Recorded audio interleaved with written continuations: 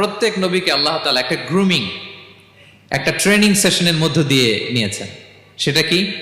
সেটা হচ্ছে সবাইকে আল্লাহ তাআলা শেফার্ড হিসেবে কাজ দিয়েছিলেন, রাখাল হিসেবে। পৃথিবীর সব নবীরা ছাগল চড়াতেন, সব, আদম আলাইহিস সালাম থেকে শুরু করে বিষ্ণু ইসা ইসলাম পর্যন্ত। He started his first career as a shepherd. সুবহানাল্লাহ। ওনার প্রথম ক্যারিয়ার উনি রাখাল হিসেবে শুরু করেছেন। রাখালরা যে কাজ করে, অর্থাৎ মরুভূমিতে ভেড়া, ছাগল, তারপর বকরি, দুম্বা, এই চড়ানোর কাজগুলো দিয়ে বিষ্ণু ইসা ইসলাম তার ক্যারিয়ার শুরু করেছেন এজ এ শেফার্ড। বিষ্ণু ইসা ইসলাম বলেন, সহিহ বুখারীর বর্ণনা, মা বাআসাল্লাহু নাবিয়্যান ইল্লা রাআল গানাম। আল্লাহ তাআলা এই পৃথিবীতে এমন কোন নবী পাঠায় নাই যে নবীরা ছাগল চড়ায় নাই। সুবহানাল্লাহ পড়বেন না? সাহাবারা বললেন, ওয়া আনতা ইয়া রাসূলুল্লাহ, হে আল্লাহর নবী, আপনিও ছাগল চড়িয়েছেন?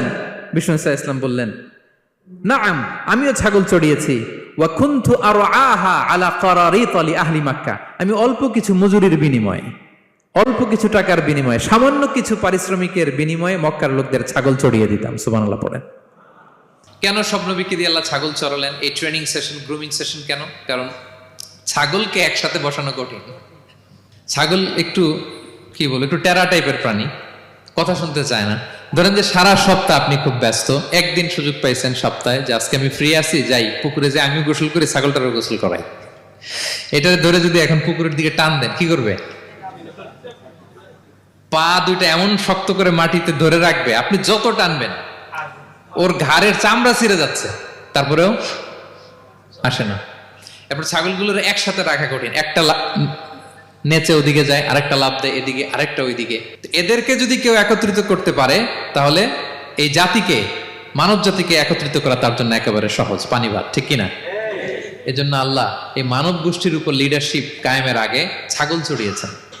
এবং যারা মরুভূমিতে ছাগল চড়ায়, যে শেফার্ড গুলো, যেই রাখালগুলো, তাদের অনেক শক্তিশালী হইতে হয়। গায়ে শক্তি না থাকলে ছাগল চড়ানো যায় না, কিন্তু লাঠি নিয়ে হই হই করে পিছনে দৌড়াইতে হয়, নেকড়ের ছোবল থেকে ছাগলগুলোকে রক্ষা করতে হয়, বাঘ, নেকড়ে এগুলো থেকে বাঁচাইতে হয়। তার মানে এটা করার মধ্য দিয়ে এই জাতিকে কিভাবে জাহান্নামের আগুন থেকে বাঁচাবে, নবীদের ওই ট্রেনিং হয়ে যায়। সুবহানাল্লাহ।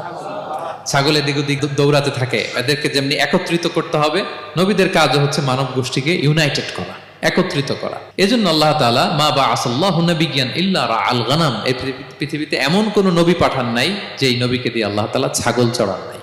সব নবীর মধ্যে এটা common. Be a part of our vision.